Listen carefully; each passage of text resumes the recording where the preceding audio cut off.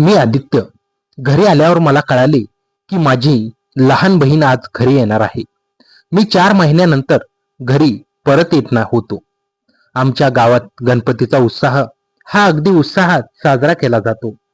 गणपतीच्या 10 दिवसात जी मज्जा आम्ही गल्लीतली मंडळी करतो ती वर्षभरही आम्ही एकमेकांसोबत राहून तशी मजा आम्हाला मिळत नसे. आईने सांगितले की तिच्यासोबत तिची मैत्रीण सुद्धा आहे, म्हणून तिला घेण्यासाठी मी रेल्वे स्टेशनवर गेलो. माझी बहीण ही दिल्लीला जॉब करत होती. त्या ठिकाणी तिला पगारही भरपूर होता, म्हणून तिला आपल्या भागात जॉब करायला आवडतच नसे.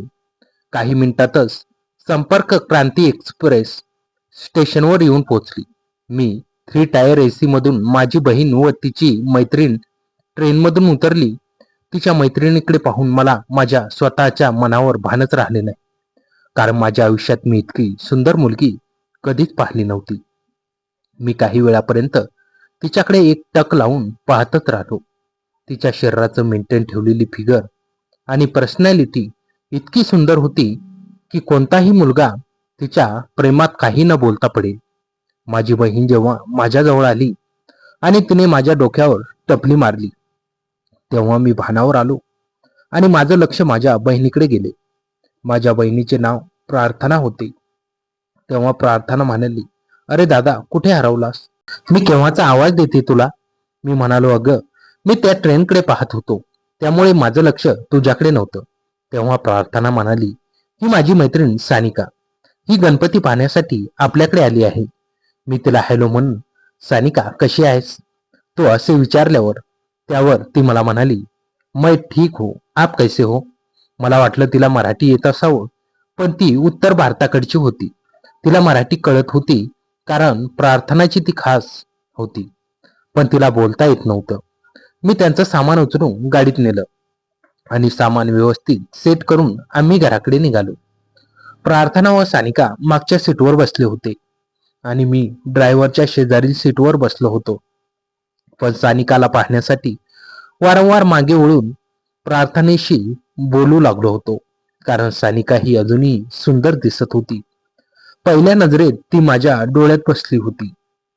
प्रार्थनाला मी तिच्या नोकरीबद्दल विचारू लागलो. प्रार्थना, कसं सुरू आहे तुझं काम? काही अडचण तर नाही ना त्या ठिकाणी?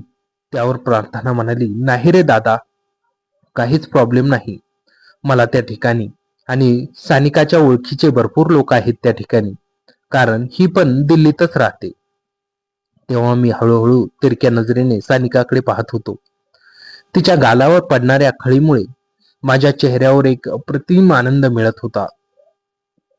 सकाळी 7:30 वाजेच्या सुमारास आम्ही घराजवळ येऊन पोचलो. आई व बाबा प्रार्थनाची वाटच पाहत होते.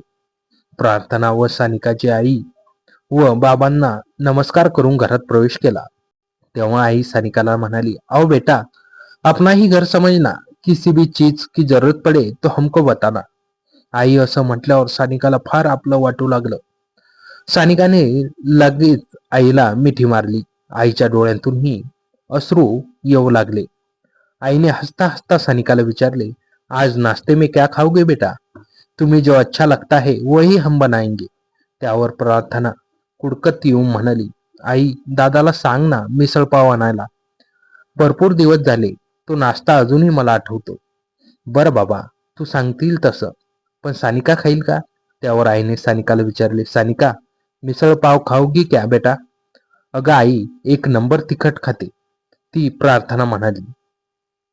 आई प्रार्थना आणि सानिकाला म्हणाली, अगोदर फ्रेश व्हा, मग मी नाश्ता मागवते तुमच्यासाठी, कारण आदित्य सकाळी वॉकिंग करून आल्यानंतर तुम्हाला घेण्यासाठी तो स्टेशनवर आला होता. तोही अजून फ्रेश झाला नाही. तो फ्रेश झाला की लगेच पाठवते त्याला बाजारात. आम्ही अपार्टमेंटमध्ये राहत असल्यामुळे आमचं घर 2 BHK इतकंच होतं. आदित्य ही सॉफ्टवेअर इंजिनियर होता. त्याचे काम हे वर्क फ्रॉम होम असे सुरू होते. तो त्याच्या बहिणीला स्टेशनवरून आणल्यानंतर तो लॅपटॉपवर लॉगिंग करण्यासाठी बसला होता आणि प्रार्थना व सानिका आता फ्रेश होण्याची तयारी करत होते. प्रार्थनाला घरात आल्यापासून खूप आनंद होत होता, कारण की आपलं गाव हे आपलं असतं आणि माणूस आपल्या माणसामध्ये बिनधास्त आणि मोकळा असतो. म्हणून प्रार्थना ही लवकर फ्रेश होण्यासाठी गेली आणि सानिका ही आपल्या बॅगेतून फ्रेश होण्यासाठी कपडे काढू लागली होती. काही वेळात प्रार्थना फ्रेश होऊन बाहेर आली आणि लगेच सानिका ही फ्रेश होण्यासाठी बाथरूम मध्ये गेली. माझ्या लक्षातच नव्हते की बाथरूम मध्ये कोणी असावे, म्हणून मीही खांद्यावर टावेल ठेवून बाथरूमच्या दिशेने निघालो. बाथरूमच्या दारावर जसा मी हात ठेवून त्याला आत ढकलला, माझ्या समोर सानिका उभी होती. तिला त्या अवस्थेत पाहून माझं डोकं चक्रायला लागलं होतं. मी फटक्यात ते दार बंद करून रूम मध्ये येऊन बसलो, कारण मी असं दृश्य माझ्या आयुष्यात कधीही पाहिलं नव्हतं. पण मला फार वाईट वाटत होतं की आपल्या बहिणीची मैत्रीण पहिल्यांदा आपल्या घरी आली आणि आपण तिला असं पाहावं. मी पटकन टीव्ही ऑन करून न्यूज पाहू लागलो. माझं लक्ष टीव्हीकडे होतं, पण डोळ्यांसमोर वेगळं चित्र फिरत होतं. सानिकाचा चेहरा वारंवार येऊ लागला होता. काही वेळानंतर सानिका ही फ्रेश होऊन बाहेर आली. ती फ्रेश होऊन इतकी सुंदर दिसत होती की तिची कल्पना करावी तितकीच कमी होती. तिचं लक्ष माझ्याकडे होतं आणि माझं लक्ष तिच्याकडे होतं, पण ती माझ्याकडे पाहत असताना तिच्या चेहऱ्यावर एक गोड हास्य होतं. मी फ्रेश होण्यासाठी फटक्यात बाथरूम मध्ये गेलो, कारण मला नाश्ता घेण्यासाठी बाजारात सुद्धा जायचे होते. त्या ठिकाणी मी जे पाहिलं ते माझ्या कल्पनेच्या पलीकडे होतं. त्या ठिकाणी सानिकेचे कपडे हँगिंग केलेले होते. मी काही वेळ ब्रश करताना त्यांच्याकडे पाहत राहिलो. थोड्या वेळाने कोणीतरी दारावर थांब मारली. मी आतून म्हणालो, कोण आहे? बाहेरून आवाज आला, मैं सानिका, 2 मिनट के लिए आप बाहर आ सकते हैं क्या? मुझे कुछ काम है बाथरूम में. त्यावर मी तिला म्हणालो, थांब सानिका, मी बाहेर येतो. मी ब्रश करत बाहेर आलो आणि सानिका आत गेली आणि 0 मिनिटात ती परत आपल्या हातात कपड्यांमध्ये काहीतरी गुंडाळून रूम मध्ये गेली. मग मी बाथरूम मध्ये गेल्यानंतर माझे लक्ष त्या हँगिंग केलेल्या कपड्यांकडे गेले, पण आता ते त्या ठिकाणी नव्हते. मला वाटलेच की सानिकाने ते नेले असावे. काही वेळानंतर मीही फ्रेश होऊन बाहेर आलो आणि तयारी करून मिसळपाव घेण्यासाठी बाजारात गेलो. आज माझ्या कामाला प्रार्थना आल्यामुळे उशीर होणारच होता, हे मला ठाऊकच होते. 4 प्लेट मिसळपाव घेऊन मी लवकरात लवकर घरी पोहोचलो आणि माझ्या सिस्टमला लॉग इन करून कामावर बसलो. प्रार्थना व सानिका नाश्ता करत असताना आईला म्हणाली की आज संध्याकाळीच आम्ही गणपती पाहण्यासाठी जाऊ. त्यावर आई त्यांना म्हणाली, पण तुमच्यासोबत आदित्य सुद्धा राहील. तुम्हा दोघांना एकट्यांना मी जाऊ देणार नाही. तेव्हा प्रार्थना आईला म्हणाली, अगं आई, आम्ही आता लहान नाही. मी पण दिल्ली शहरात एकटीच फिरते. तेव्हा आई प्रार्थनेला म्हणाली, या ठिकाणी गर्दी भरपूर असते. सानिकाला जर काही झालं, ती इतकी सुंदर मुलगी गर्दीत कोण तिचं नाव घेतलं तर? म्हणून मी तुम्हाला सांगते की आदित्य सुद्धा तुमच्या बरोबर येईल. त्यावर प्रार्थना हो म्हणाली. संध्याकाळी 7 वाजता आमचा प्लॅन गणपती पाहण्याचा ठरला. प्रार्थना, मी आणि सानिका आम्ही ऑटो बुक करून आमच्या गावातील सर्व ठिकाणचे गणपती पाहण्यासाठी निघालो. ऑटोमध्ये सानिका ही प्रार्थना आणि माझ्यामध्येच बसली होती. तिच्या हाताला माझ्या हाताचा स्पर्श व्हायचा. तेव्हा माझ्या मनात तिच्याबद्दल एक वेगळीच फिलिंग जागृत होत होती. पण तिलाही ते लक्षात येत होतं, पण ती काहीच बोलत नव्हती. तेव्हा प्रार्थना सानिकाला म्हणे, सानिका, तुम्हें कैसा लगा है हमारे यहाँ का गणपति उत्सव देखकर? त्यावर सानिका म्हणाली, मेरी पूरी जिंदगी में मैंने इतना बढ़िया माहौल कहीं नहीं देखा. कितने जोश और उत्साह में लोग गणपति की सेवा करते रहते हैं. तेव्हा अचानक प्रार्थनेचे लक्ष एका डेकोरेशनकडे गेले आणि आम्ही सर्व त्या दिशेने पाहू लागलो. अचानक माझा हात सानिकाच्या अशा ठिकाणी स्पर्श झाला. माझं आणि प्रार्थनेचं लक्ष त्या डेकोरेशनकडेच होतं, पण सानिकाचं लक्ष माझ्या हाताकडे आणि चेहऱ्याकडे होतं. 1 वाजेच्या सुमारास आम्ही घरी परतलो. प्रार्थना आणि सानिका फार दमल्या होत्या, म्हणून त्या झोपण्यासाठी आपल्या बेडरूम मध्ये गेल्या. मी ज्या बेडरूम मध्ये झोपत होती त्या बेडरूम मध्ये प्रार्थना व सानिका झोपणार होती. प्रार्थना ही काही कामासाठी बाथरूम मध्ये गेली होती आणि मी टॉवेल व माझे कपडे घेण्यासाठी बेडरूम मध्ये जाऊ लागलो. बेडरूमचं दार उघडच होतं. समोरचं दृश्य पाहून माझे डोळे चक्क मोठे झाले आणि मी फटक्यात दार लावून बाहेर आलो, कारण सानिका त्या ठिकाणी आपले कपडे बदलत होती.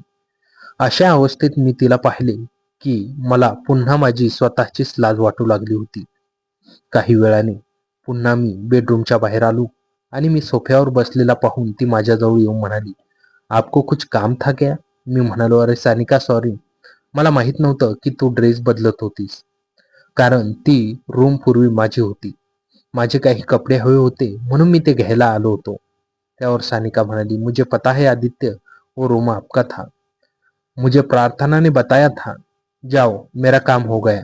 आप अपने कपडे ले लो वहां से. ती माझ्यावर अजूनही नाराज नव्हती.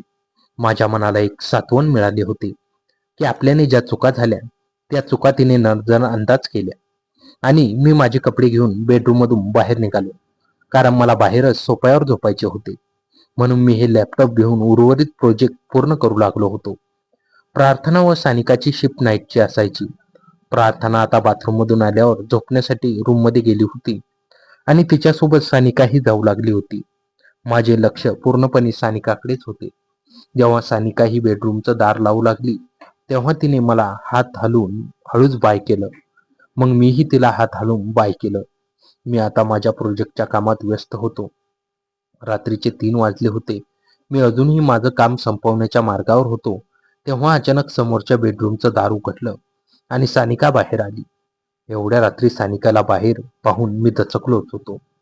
एवढ्या रात्री बाहेर येऊन काय करणार आहे? झोप लागत नाही का हिला? मी स्वतःशीच विचार करू लागलो. सानिका सरळ माझ्याजवळ येऊन थांबली. माझं लक्ष तिच्या चेहऱ्याकडे होतं. झोपेतून उठून सुद्धा ती अतिशय सुंदर व गोड दिसत होती. मी तिला म्हणालो, सानिका, नींद नहीं आ रही क्या? तुम्हें? नहीं ना, वो नाइट शिफ्ट की आदत है ना, सुबह 6 बजे तक जागते रहना पड़ता है, इसलिए नींद नहीं आ रही. इतनी रात को तुम क्या कर रहे हो? मी म्हणालो, काही टेंडरचं काम आहे, माझं ऑडिट बाकी आहे, त्याची शीट बनवतोय. ती म्हणाली, कुछ हेल्प करू तुम्हारी? मी म्हणालो, अरे काही नाही, 5 मिनिटात संपणार आहे माझं काम. सानिका म्हणाली, मैं तुम्हारे बगल में बैठ सकती हूँ क्या यहाँ? मी म्हणालो, अरे ये ना, बस. सानिका माझ्या शेजारी येऊन बसली आणि समोर पडलेला मराठी न्यूजपेपर ती पाहू लागली. मी पण माझे काम लवकरात लवकर संपू लागलो. मराठी न्यूजपेपर तिच्या डोक्यात काही घुसत नव्हता, म्हणून समोर पडलेली माझी फाईल तिने हातात घेतली. फाईलचे एक एक शीट ती वाचू लागली होती. आता माझे काम संपले होते आणि अचानक त्या फाईलमधून पेन खाली पडला. पेन उचलण्यासाठी सानिका खाली वाकली आणि अचानक माझे लक्ष तिच्या त्या ठिकाणी गेले. त्या ठिकाणी पाहून माझ्या मनात एक वेगळाच तरंग निर्माण होऊ लागला. ती माझ्याजवळ नाईट ड्रेसमध्ये येऊन बसली होती. तेव्हा मी तिला म्हणालो, ती फाईल दाखव सानिका, तुला समजणार नाही. अरे असं काय आहे त्यात जे मला समजणार नाही? मी म्हणालो, अरे त्यात सरकारी कागदपत्र आहे, ते आम्हाला सुद्धा कधी कधी समजत नाही. तेव्हा मी सानिकाच्या तिच्या परिवाराबद्दल विचारलं, कोण कोण राहतं तुमच्या घरी? मम्मी आणि पप्पा, फक्त इतकेच लोक राहतात. ते दोघेही जॉब करतात. वेल एज्युकेटेड फॅमिली आहे आपली. तिचे डोळे माझ्या डोळ्यात पाहत होते. आमच्या गप्पा सकाळी 4 वाजेपर्यंत चालत राहिल्या. त्यानंतर मलाही झोप येऊ लागली होती. मी तिच्यासमोर बसून डुलक्या देत होतो. तिला आता कळले होते की मला झोप लागते आहे. तेव्हा ती मला म्हणाली, आदित्य, तुम भी अभी सो जाओ, तुम्हें काफी नींद आ रही है. तेव्हा मी तिला म्हणालो, हो सानिका, अभी सुबह के 4 बज रहे हैं. मला पण आता खूप झोप येत आहे आणि तू पण झोप. त्यानंतर सानिका आपल्या रूममध्ये झोपण्यासाठी गेली. सकाळी मी थोडा उशिरा उठलो. प्रार्थना ही तयार होऊन आईच्या मदतीसाठी किचनमध्ये होती आणि सानिका मला अजूनही दिसत नव्हती. मला नंतर कळले की ती अजूनही झोपली आहे. मी लवकर फ्रेश होण्याचा निर्णय घेतला, म्हणून मी माझे कपडे घेण्यासाठी रूममध्ये गेलो. तेव्हा सानिका ही बेडवर अगदी आरामात झोपली होती. झोपेत तिचा चेहरा अजूनही सुंदर दिसत होता. तिच्याकडे पाहिल्यावर माझ्या मनात एक वेगळीच फिलिंग वारंवार जागृत व्हायची. मी रूमचं दार लावलं आणि तिच्याजवळ गेलो आणि हळूच तिच्या कपाळावर एक मुका घेतला. मुका घेतल्याबरोबर तिच्या चेहऱ्यावर एक हास्य निर्माण झालं. मला अतिशय भीती वाटू लागली. तिच्या लक्षात आले तर नाही ना? मी घाबरल्या अवस्थेत फटक्यात कपडे हातात घेऊन बाल्कनीत येऊन उभा राहिलो आणि तेव्हाच सानिका ही उठून फ्रेश होण्यासाठी बाथरूम मध्ये गेली. माझ्या लक्षात नव्हते की एवढ्या लवकर उठून ती फ्रेश होण्यासाठी बाथरूम मध्ये जाईल. काही वेळ बाल्कनीत टाइमपास केल्यानंतर मीही बाथरूमच्या दिशेने निघालो. कालची घटना झाली होती आजही तशीच घटना माझ्यासोबत झाली. मी बाथरूमच्या दारावर हात ठेवला आणि त्याला आत ढकललं. तेवढ्याच समोर मला सानिका दिसली. मी परत तिच्याकडे पाहून घाबरलो, पण तिने हळूच तिच्या ओठावर बोट ठेवून मला शांत राहायला सांगितलं आणि मला आत बोलावले. माझ्या आयुष्यातला हा पहिला क्षण होता की मी कोणत्याही मुलीला एवढ्या जवळून पाहणार होतो. सारिकाने तिचा हात माझ्या चेहऱ्यावर फिरवला आणि हळूच माझ्या कानात म्हणाली, आय लव्ह यू. माझ्या मनात एवढा उत्साह जागृत झाला आणि आनंदाने तिचे शब्द ऐकल्यानंतर मी लगेच ओठावर ओठ ठेवले आणि बाहेर येऊन आम्ही आनंदाने नाचू लागलो. आता तर माझ्या आयुष्यात चांदीच झाली होती, कारण एवढ्या सुंदर मुलीने मला प्रपोज केलं होतं. आता वेगळ्या कारणांनी जोपर्यंत सानिका आमच्या घरी होती तोपर्यंत मी तिला बाहेर फिरवण्यासाठी न्यायचो आणि रात्री जेव्हा माझे लॅपटॉपवर काम असायचे तेव्हा सानिकाही माझ्या मदतीला यायची. असं करत असताना आम्ही एकमेकांवर विश्वास एवढा घट्ट बसला. त्यानंतर आम्ही मोबाईल नंबरची देवाणघेवाण केली आणि रोज रात्री घरातील सर्व मंडळी झोपल्यानंतर एकमेकांवर भरभरून प्रेम करायचो. तीही माझ्या प्रेमात अगदी वेडी झाली होती.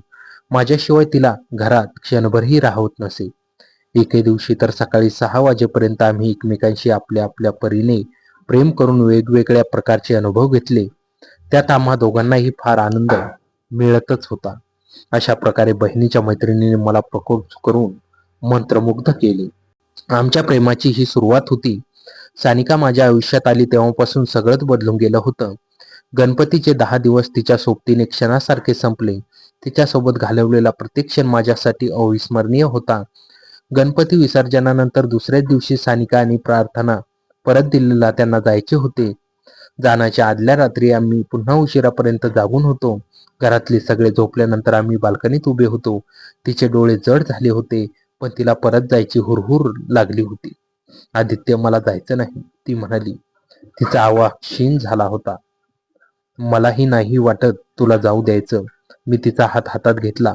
पण जावंच लागेल. तुझी नोकरी, प्रार्थनेची नोकरी, आपण हे लांबच नातं सुरू ठेवायला हवं. ती माझ्या छातीवर डोके ठेवून म्हणाली, लांबचं नातं सोपं नसतं पण अशक्यही नसतं. आपण करून दाखवू. मी तिच्या केसात हात फिरवला. रोज व्हिडिओ कॉल, मेसेज आणि पुढच्या सुट्टीत मी दिल्लीला येईल. तिनं डोकं वर करून माझ्याकडे पाहिलं. खरंच येशील? हो, मी वर्क फ्रॉम होम आहे. मी तिथे काम करू शकतो. फक्त तू आणि प्रार्थनाला सांगायचं नाही मी येणार आहे हे. सानिका हसली. मग ठीक आहे, पण आपण लपून ठेवायचं. प्रार्थनाला कळू देऊ नकोस. आम्ही दोघं हसलो. त्या रात्री बराच वेळ आम्ही बाल्कनीत गप्पा मारत बसलो. सकाळी लवकर उठून आम्ही सगळे स्टेशनला गेलो. ट्रेन सुटण्याची वेळ आली तेव्हा सानिकाने माझ्याकडे अश्रूंनी भरलेल्या डोळ्यांनी पाहिलं. मी तिच्या डोळ्यात पाहून हसलो, पण मनात मात्र खूप खडतर होतं.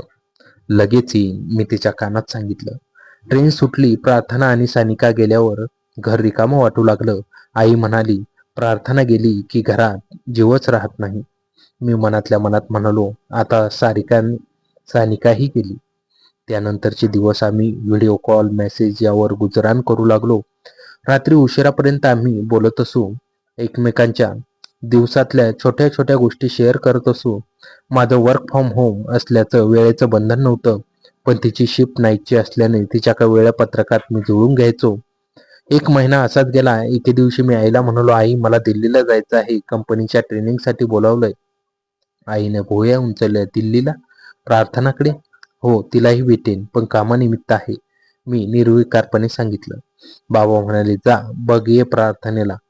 तिची सोय ठीक आहे की नाही? हो, सगळं ठीक आहे. तिकीट बुक केलं. सानिकाला मेसेज केला, मी येतोय. ती लगेच फोन लावून म्हणाली, खरंच? केव्हा? उद्या सकाळी पोहोचेल, पण प्रार्थनाला सांगू नकोस, मी तिला सरप्राईज द्यायचंय. अरे मग तू कोणाकडे राहणार? हॉटेल बुक करेन, पण मी दिल्लीत आहे हे फक्त तुलाच कळू दे. तिने होकार दिला. दुसऱ्या दिवशी मी दिल्लीला पोहोचलो. हॉटेलमध्ये बॅग ठेवून मी सानिकाच्या भागात गेलो.